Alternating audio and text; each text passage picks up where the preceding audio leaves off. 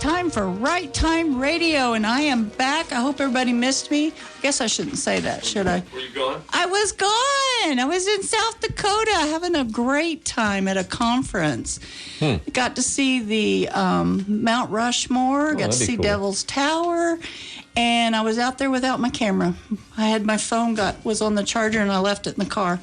I hate when that It was happens. pretty frustrating, but we had a lot of fun. It was the Wild Deadwood Reads Conference. It's a lot of readers come to that, and they come with wagons because they're planning on buying a bunch of books. And yeah, we had a great time.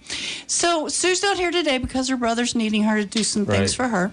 So it's just me. And in our studio, we have an author whose pen name, I'm going to say that just because she has another name, but this is her pen name, and I love it.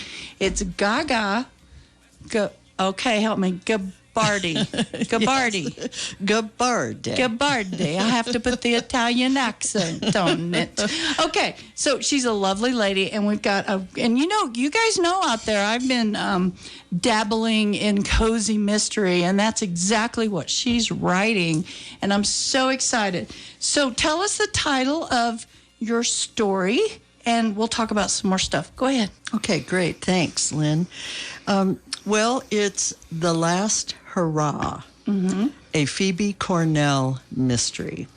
And the book is all about a death. We open with the passing of old Al Lewis, who essentially is homeless, but he claims to be a gold prospector. And as the story unfolds, we'll see he probably did pretty well at that. What year is this set in? This is 2015, but it has a lot of history from the 1860s when the gold rush first occurred in Colorado. Fun. And we drop history, historical tidbits, Colorado, throughout the entire book. So that's been the really fun part about it, for me anyway. I love history, but me too. just little tidbits. I'm not into memorizing dates. No, I hear you. Yeah, okay, thank you, sister. I like to skip over and just kind of have some details.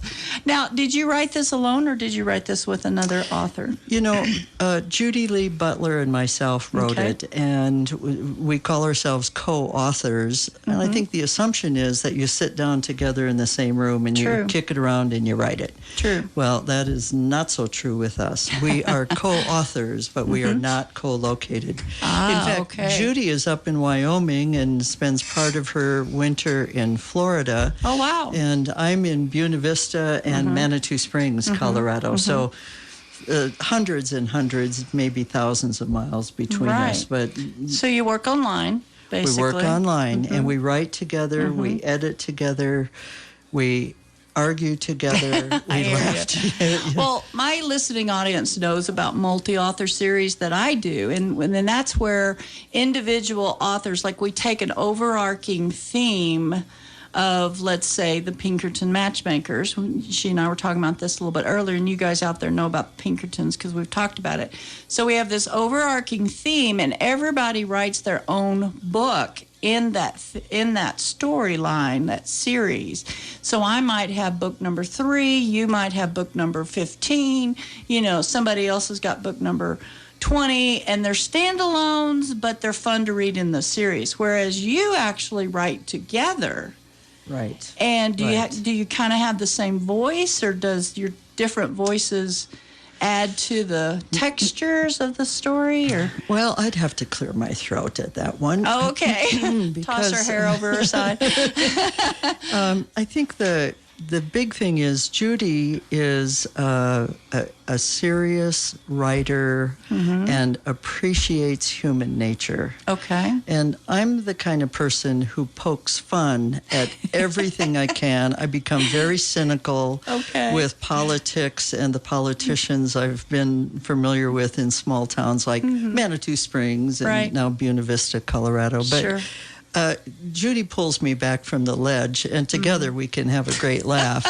And there are some parts of the story, The Last Hurrah, that quite frankly are pretty darn funny and very enjoyable. And so that's we blend pretty much. That's awesome. The yin and the yang. Gotcha. Yeah, that's awesome. And what a great relationship you have with her. Judah Lee Butler. Okay, well, now this book we've said is The Last Hurrah of Phoebe Cornell. There's more to it than that. Mystery, yeah. And we can get this all over the place. Tell us where we can get this. So, if you're in Buena Vista, you can stop by the Buena Vista Art and Bookstore, and it's called Once Upon a Trapeze. Carol Kelly owns it. She's a great woman, teaches in the Buena Vista School District, and she carries our book. And also, we are doing a free gift with purchase. Nice. Since the book is about a gold prospector who has passed, we offer a little muslin bag that has... about the size of the book, 6 by 9, kind of a pocket book. And also a lifelong friend in Hong Kong had chops made for each of our names. So Judy Lee, Gaga, and Phoebe, because Phoebe's Cornell the character, is the yes. And we chopped the bags. And so you get that with the book. And so it's just fun. It's like, you know what? I'm never going to be Warren Buffett with this book. But you know what? I am going to get in there and I'm going to sell this book. And Judy Lee and I both agree this is exactly the way we want to approach it. So awesome. That's what so they can go to Once Upon a Trapeze. Can they go online and buy it? Absolutely. We're talking Amazon. And, of course, you can talk to Phoebe Cornell at gmail.com, and Phoebe will fix you up there. That's great. So that's PHEOBEKORNEAL.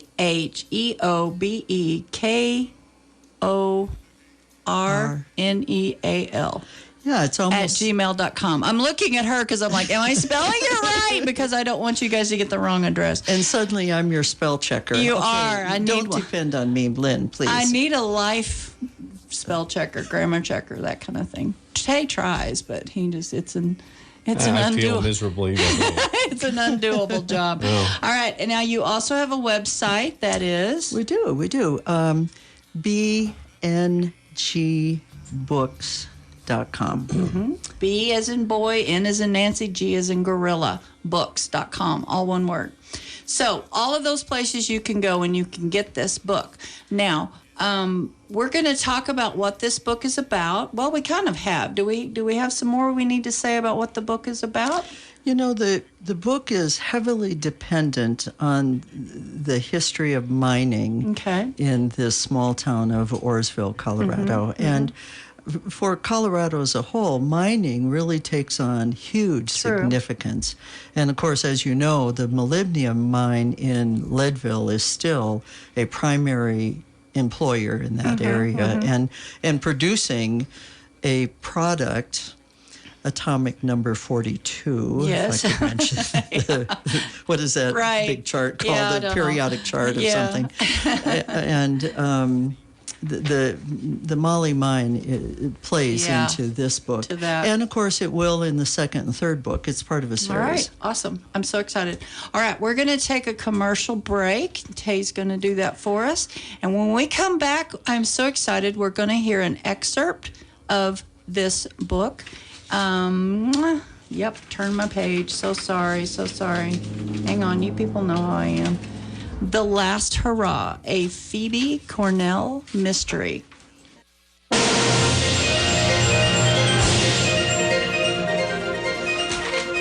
We are back with Right Time Radio, and this is Lynn Donovan, and we have got Gaga, I want to say Gabor, like Jaja Gabor, Gaga Gabardi in our studio. She's such a fun gal. I'm so excited to have met her. I've known her online a little bit, but I finally got to meet her. I'm so excited. Well, it's been fun. Just what a great morning. This is significant for Judy Lee and I because we've never done anything like radio, this. TV. Nothing. We're new to this. We're corporate-minded. Well, I hope you're having a really good time because I like for my guests to have a good time. Well, it definitely works. I'd recommend you. Good. All goody. She recommends me, Tay. She likes me. Well, is that for an evaluation? I mean, what is she recommending you for? For the big bonus. Okay, we're talking bonus time here. Yeah. They're going to double my pay, which is nothing, by the way. Exactly. All right. Well, now we get what you pay for. Well, you get what you pay for. You're right. Ooh. No, this is my I'm pay it just kidding. forward. You know what this is all Oh, about. All right. We are now going to hear an excerpt of The Last Hurrah, a Phoebe Cornell mystery, read by one of the authors, Gaga Gabardi.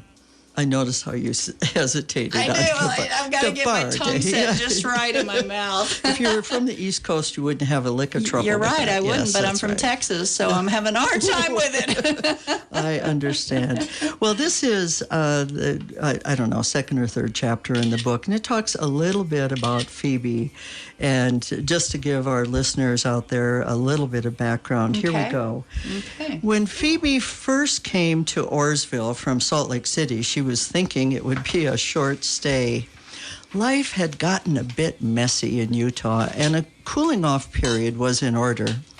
Renting something, even a single-wide trailer home in a small subdivision outside of town, seemed appropriately temporary.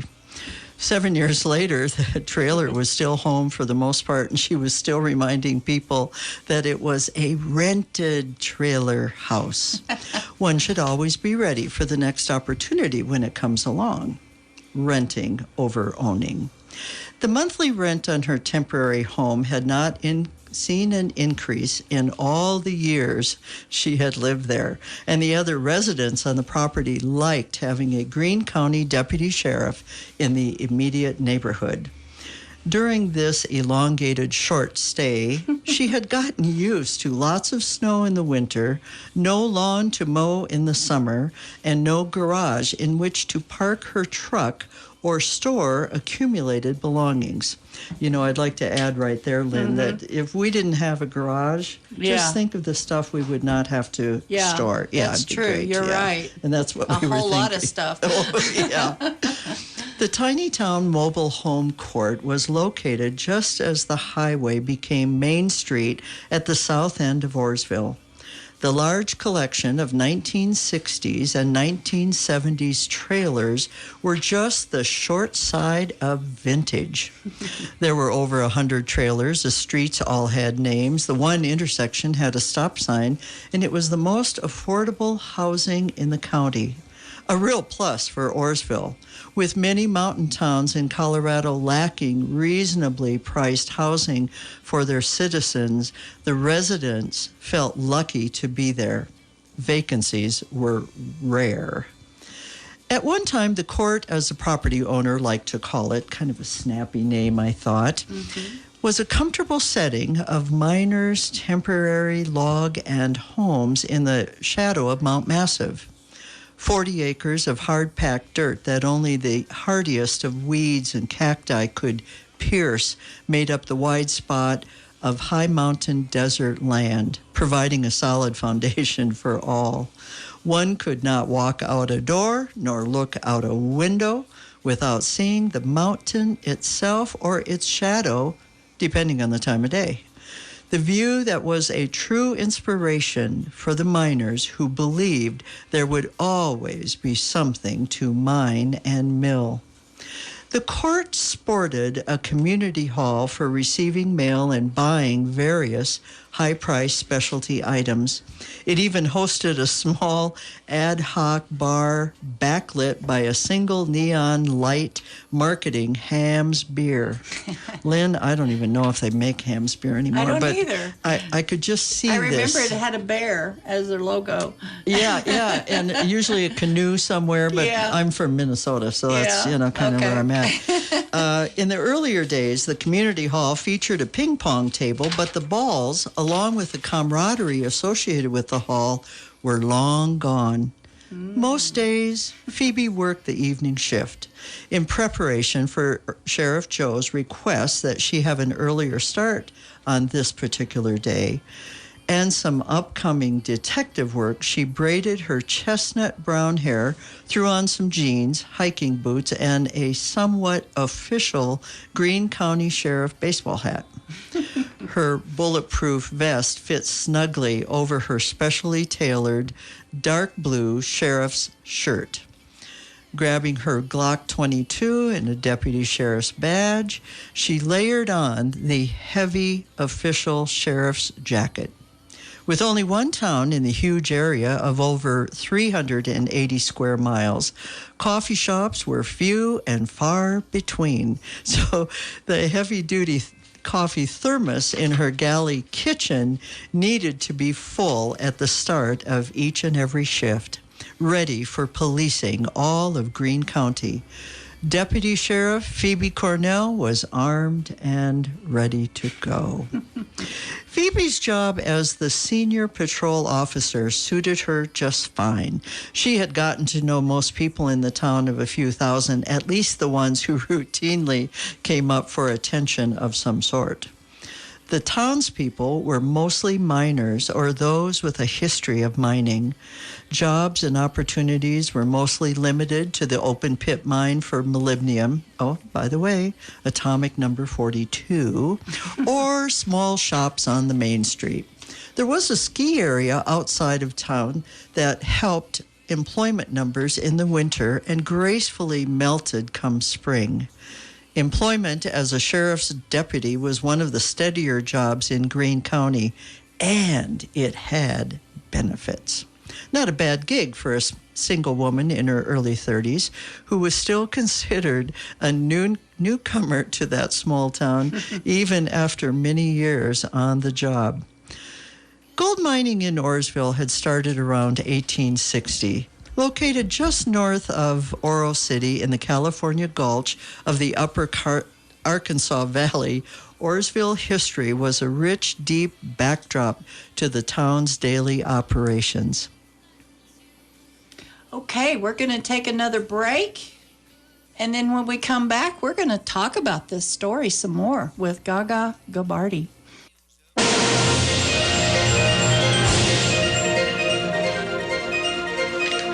All right, we are back with Right Time Radio, and we want to take a moment to thank Ray Linebaugh with the Harvest Connections. Thank you, Tay, who is sponsoring Right Time Radio, and that's what lets us be on the air, and I sure do appreciate that, Ray. Thank you so much for helping us out there. Now, there was something you wanted to say in particular about your character and the time. So let me say that real quick, and then we're going to talk about some other stuff that you're involved in. You know, I think the book itself speaks to small communities and the huge opportunity for especially women in small communities to establish a career, establish some friendships, lifelong friendships, support one another. And the beauty of a small town on taking care of one another. Right. You have it in big cities too, but in the smaller sections of those big cities. But in a small town, we really do appreciate one another. And the loss of, old Al, who is essentially old, right? I get that he died, and living outside is tough. Right. But he also claimed to be a gold prospector. And the community comes together to take care of him. Of course, in the first book, we look at all our characters, and then we're already writing on the second book. That should drop in November. So fingers crossed. So fingers excited. crossed. And we can get that on Amazon, or we can go to... hold on, I got it. Buena Vista to Once Upon a Trapeze, which sounds like a really fun shop. It is a great shop. And get a copy. Now, have you already signed those? You bet. And we also are finalists with the book in the Colorado Author League Awards. Nice. And that's going to be announced in July. So everyone out there, please, fingers crossed. Yes. Maybe we'll make it. Okay, now you're going to be at the in Salida this weekend. Tell us about that. You know, the Salida community comes together and does a Salida Art Walk every year, and it's always this last weekend of June. Okay. This year, they've invited in authors. Nice. And we'll be doing an author gallery from Friday until Sunday. Nice. And various authors, published authors in the area will have been invited in. And all Book of signing and all that kind of stuff. Book signing, cool. You bet. And we'll be at the Book Haven on F Street. Okay. Okay. So if you're roaming around looking for something to do, hit Salida this weekend. And definitely. At least if you want to meet a few authors and, have some... It's always fun. Always. And we authors love to meet our readers, so we love for y'all to come out. Now, that is sponsored also by the CC Writers. Tell us who that is.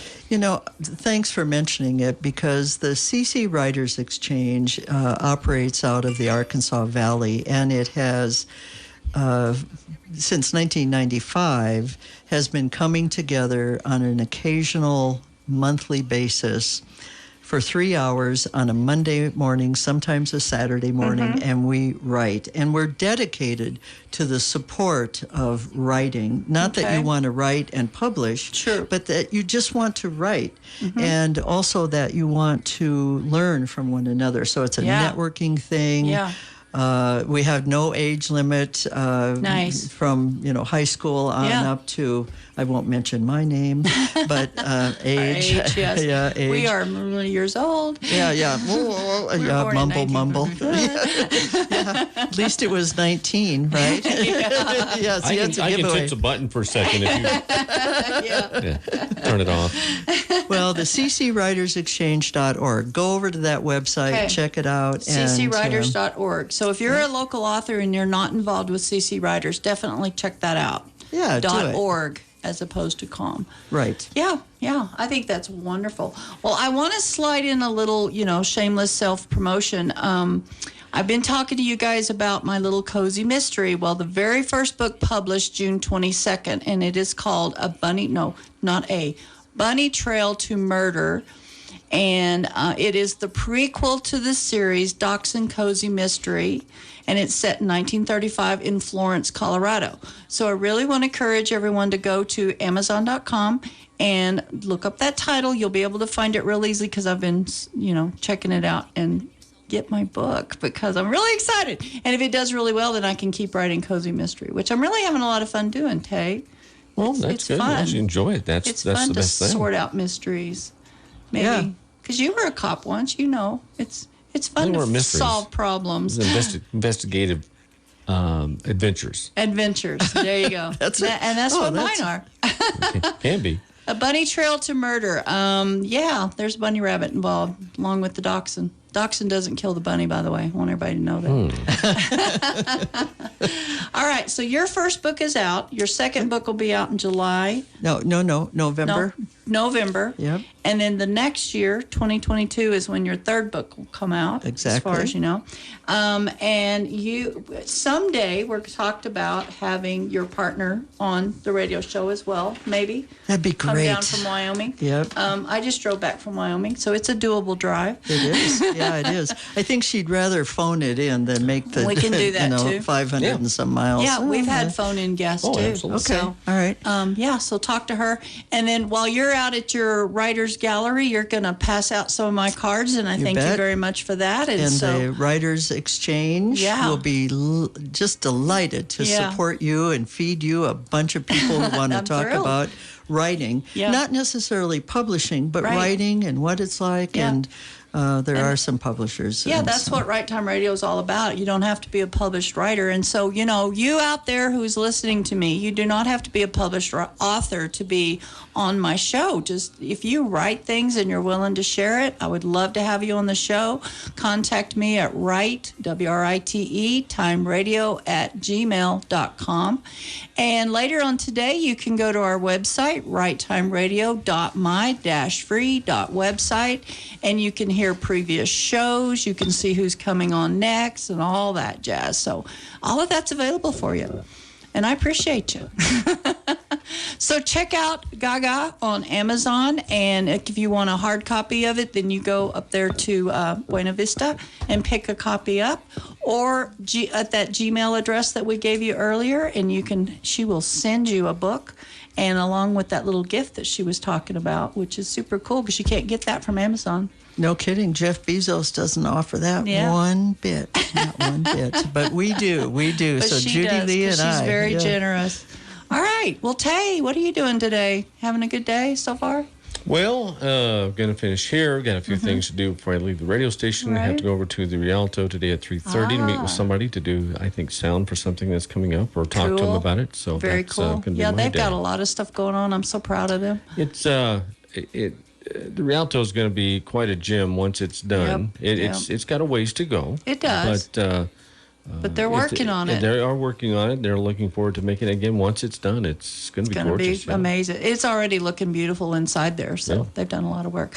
All right. Thank you for tuning in. This is Right Time Radio. I'll see you next Wednesday at 9:30. This is Lynn Donovan. Bye.